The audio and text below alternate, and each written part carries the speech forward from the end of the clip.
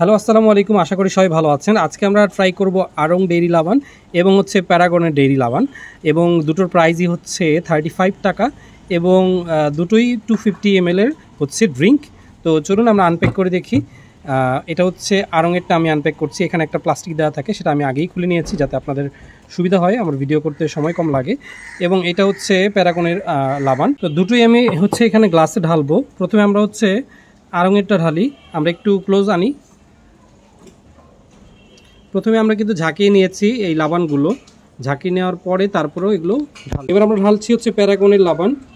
এটা হচ্ছে প্যারাগনের লাবান। এটা কিছুটা পাতলা মনে হচ্ছে আড়ং থেকে। আমার হাতে আড়ং এবং প্যারাগনের লাবান আছে, আমি দুটো ট্রাই করে দেখি। আগে আমি প্যারাগনেরটা ট্রাই করছি, বিসমিল্লাহ। এবার আড়ংয়েরটা একটু ট্রাই করি।